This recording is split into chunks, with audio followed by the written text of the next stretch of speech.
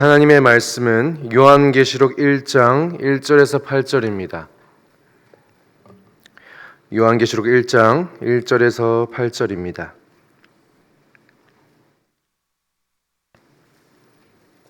한 절씩 교독하고 마지막 절은 같이 읽도록 하겠습니다.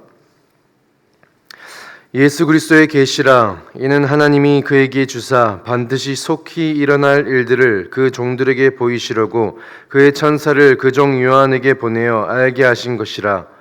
요한은 하나님의 말씀과 예수 그리스도의 증거 곧 자기가 본 것을 다 증언하였느니라. 이 예언의 말씀을 읽는 자와 듣는 자와 그 가운데서 기록한 것을 지키는 자는 복이 있나니 때가 가까움이라. 요한은 아시아에 있는 7 교회에 편지하노니 이제도 계시고 전에도 계셨고 장차 오실 이와 그의 보좌 앞에 있는 7 영과 또 충성된 증인으로 죽은 자들 가운데서 먼저 나시고 땅의 인간들의 머리가 되신 예수 그리스도로 말미암아 은혜와 평강이 너에게 있기를 원하노라. 우리를 사랑하사 그의 피로 우리 죄에서 우리를 해방하시고 그의 아버지 하나님을 위하여 우리를 나라와 지상으로 삼으시 있기를 원하노라. 아멘. 볼지어다 그가 구름을 타고 오시리라. 각 사람의 눈이 그를 보겠고 그를 찌른 자들도 볼 것이요 땅에 있는 모든 족속이 그로 말미암아 애곡하리니 그러하리라. 아멘. 주 하나님이 이르시되 나는 알파와 오메가라. 이제도 있고 전에도 있었고 장차 올 자요 전능자라 하시더라. 아멘. 저는 대학교 유학 시절 논문을 제출할 때마다 좋은 성적을 받지 못했습니다. 영어라는 언어 장벽 때문이겠지라고 생각했는데요. 하루는 교수님이 저를 불러서 제 논문의 문제점에 대해서 설명해 주셨습니다. 그때 그 교수님의 말이 아직도 생각이 나는데요. Start strong, finish strong이라는 말이었습니다. 시작을 강하게 했으면 마지막도 강하게 해라라는 말입니다. 제 논문이 서로는 강하게 또 흥미롭게 시작했을지라도 결론에 도달하게 되면 그 내용이 너무 약하고 미미했던 것이죠. 오늘 우리는 성경 66권의 마지막 책인 요한계시록을 보고 있습니다. 하나님의 말씀은 창세기에서 너무 강하고 명확하게 시작되었죠. 그리고 이제 그 말씀의 결론이라고도 할 수 있는 요한계시록을 통해서 하나님은 어떻게 끝을 맺으시는지 또 어떤 방식으로 완성하시는지를 보게 됩니다. 성경의 결론이 약하거나 흐릿하지 않는다는 사실, 오히려 더 강하고 찬란한 영광으로 마무리된다는 사실을 우리는 이 요한계시록 말씀을 통해서 보게 될 것입니다. 그리고 그 중심에는 예수 그리스도가 계십니다. 오늘부터 약 35주간 묵상하게 될 요한계시록 말씀을 통해서 영원한 통치자이신 예수 그리스도를 깊이 묵상하는 우리가 되기를 간절히 소망합니다. 먼저 요한계시록에 대해서 간단하게 소개하겠습니다. 요한계시록은 어떤 책일까요? 요한계시록은 마지막 날들, 종말을 우리에게 보여주는 책입니다.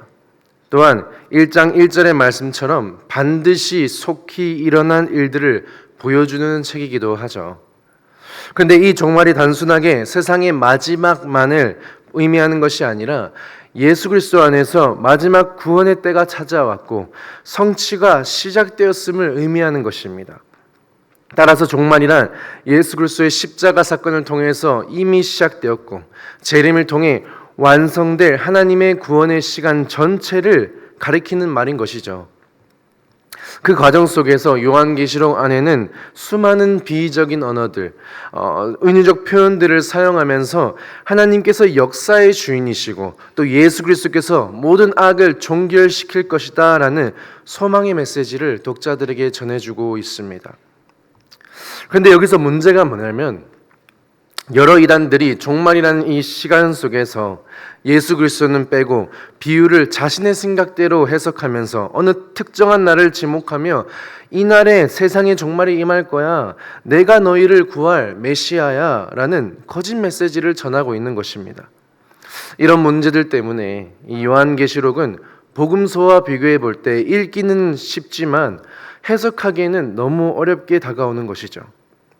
실제로 요한계시록 안에는 아직까지도 잘 타협되지 않고 풀리지 않은 여러 신학적 논쟁들이 있으며 교단마다 해석이 다르고 심지어 같은 교단 안에서도 목회자들마다 해석이 조금씩 다르기 때문에 평신도인 우리에게는 이 요한계시록 펼치는 것조차 부담으로 다가오는 것입니다.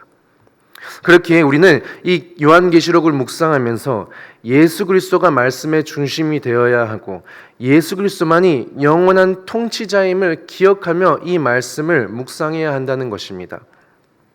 이것을 기억하면서 오늘 본문의 말씀을 한번 살펴보았으면 좋겠습니다. 요한계시록의 저자 요한은 1장 1절의 시작을 예수 그리스도의 계시라라고 말합니다. 이 계시의 출처가 예수 그리스도라는 것이죠. 근데 흥미로운 점은 이 계시가 예수 그리스도로부터 온 계시이기도 하지만 동시에 예수 자신의 계시다라는 것이죠. 즉 예수 그리스도는 이 계시의 전달자이시면서 동시에 그 내용의 핵심이라는 것입니다. 이어서 요한은 2절에 이렇게 말합니다. 요한은 하나님의 말씀과 예수 그리스도의 증거 곧 자기가 본 것을 다 증언하였느니라. 요한은 자신이 본 것, 하나님의 말씀과 예수 그리스도의 증거를 증언한다라고 고백합니다. 여기서 우리는 계시록이 단순한 어떤 환상이 아니라 말씀이라는 사실에 주목해야 해요. 요한은 자신의 본 환상들을 그냥 저술하는 것이 아니라 구약의 말씀과 예수 그리스도의 복음 위에서 해석하고 풀어내고 있다는 것입니다. 실제로 요한계시록 전체에 있는 404절 가운데 278절 이상이 구약과 직감적적으로 연결되어 있다라고 학자들은 이야기하고 있습니다. 즉 이 책은 신비로운 예언서가 아니라 하나님의 말씀에 철저히 뿌리 박은 예언서이며 그 중심에는 예수 그리스도가 계신다는 것입니다. 그리고 그 말씀을 지킨 자는 어떻게 된다고 합니까? 3절입니다. 제가 읽도록 하겠습니다. 이 예언의 말씀을 읽는 자와 듣는 자와 그 가운데서 기록한 것을 지키는 자는 복이 있나니 때가 가까움이라. 3절은 요한계시록 전체를 관통하는 중요한 선언으로 이어집니다. 요한은 이 말씀을 읽고 듣고 지키는 자에게 복이 있다고 하죠. 여기서 중요한 점은 지키는 자입니다. 단지 아는 것이 아니라 이 계시에 드러난 하나님의 뜻을 이해하고 순종하는 자가 복이 있다는 것이죠. 계시록 안에 복을 주는 말씀이 총 7번 등장하는데요. 그 이유가 3절 마지막에 등장합니다. 때가 가까움이라. 때가 가깝기 때문에 말씀을 지켜야 한다는 것이죠. 이미 예수 그리스도의 십자가와 부활로 구원은 시작되었고 이제 재림이라는 완성을 달려가고 있는 이 구속사의 마지막 여정 속에서 하나님의 자녀인 우리는 그분의 말씀을 지키는 것, 그분의 말씀을 순종해야 한다라고 말하는 것이죠.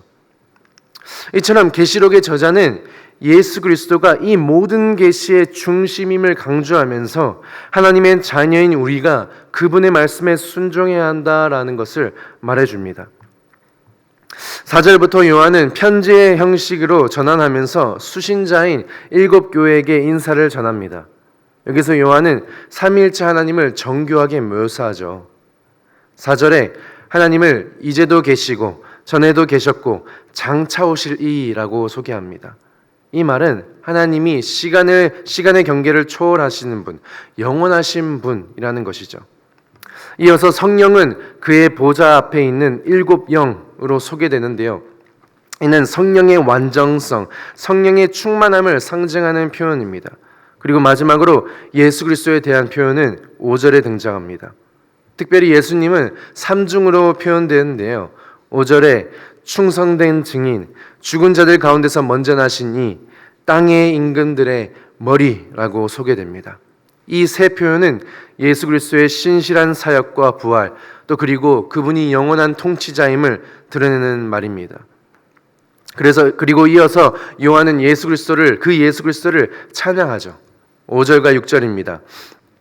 우리를 사랑하사 그의 피로 우리의 죄에서 우리를 회방하시고 우리를 나라와 제사장으로 삼으신 그에게 영광과 능력이 세세토록 있기를 원하노라. 아멘. 저자는 예수님의 이 십자가 사랑은 과거형이 아님을 말해주고 있습니다. 예수님은 지금도 사랑으로 계시고 그 사랑은 십자가 위에서 피 흘려 죽으심으로 나타났고 그 피로 우리는 죄에서 해방되었음을 말해주는 것입니다. 그뿐 아니라 우리는 이제 하나님 나라의 백성이 되었고 제사장으로 부르심을 받았다고 합니다. 즉 우리는 세상 속에서 하나님의 뜻을 드러내고 그분의 영광을 나타내어야 할 사명을 부여받은 존재라는 것이죠. 이제 7절과 8절에 넘어와서 위대한 선언으로 시작됩니다. 볼지어다 그가 구름을 타고 오시리라. 예수 그리스도의 재림에 대한 명확한 선포입니다. 이 말씀은 다니엘 7장의 환상을 바탕으로 하고 있습니다. 그분이 구름을 타고 오실 것이다. 다시 말해 예수님은 영광 중에 다시 오셔서 이 세상의 모든 악을 심판하시고 하나님의 나라를 완성하실 분이라는 것이죠. 그리고 7절 후반부는 이렇게 말합니다.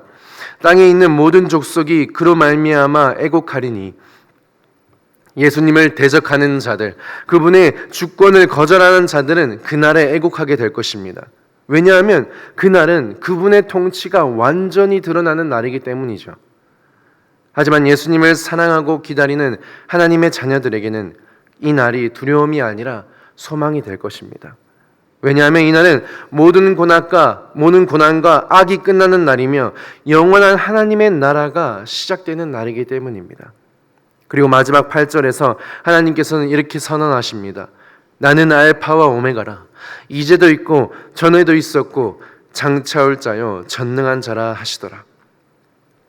처음과 마지막, 시작과 끝, 시간과 역사의 주인이신 하나님께서 모든 것을 통치하고 계신다는 선포입니다. 그리고 이 하나님이 바로 예수 그리스도 안에서 우리 안에 임하셨고 다시 오실 그날에도 온전히 나타나실 것입니다. 말씀을 정리하겠습니다. 사랑하는 여러분, 이 요한계시록의 말씀은요 두려운 책이 아닙니다. 예수 그리스도께서 역사의 주인이시고 또 지금도 우리를 사랑하시고 다시 오실 분이라는 이 사실을 분명히 선언하는 소망의 책입니다. 이 말씀을 읽고 듣고 지키는 자는 복이 있다고 합니다. 단지 지식을 아는 것이 아니라 이 말씀을 중심에 두고 살아가는 자, 예수님의 통치를 신뢰하고 순종하는 자가 복이 있다는 것입니다. 우리는 예수님의 피로 말미암아 해방되었고 제사장 공동체로 부름받았고 영원한 통치자 되신 그분의 재림을 소망하며 이 땅을 살아가고 있습니다.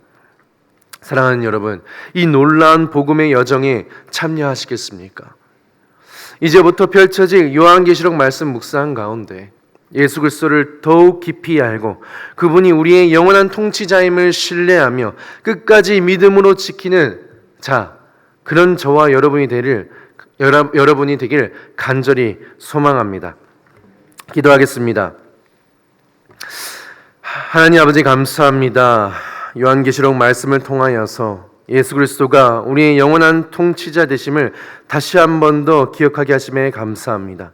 우리를 사랑하사 피로 구원하시고 하나님의 나라 백성과 또 제사장으로 부르신 그 은혜를 기억하며 살아가는 우리들이 되게 하여 주시옵소서. 이 말씀을 듣고 읽고 지키는 자가 복이 있다고 하셨사오니 이 말씀에 순종하며 주가 다시 오심을 소망하는 믿음의 삶을 살아가는 우리들이 될 수 있도록 주님 인도하여 주시옵소서. 감사합니다. 예수님의 이름으로 기도드리옵나이다. 아멘.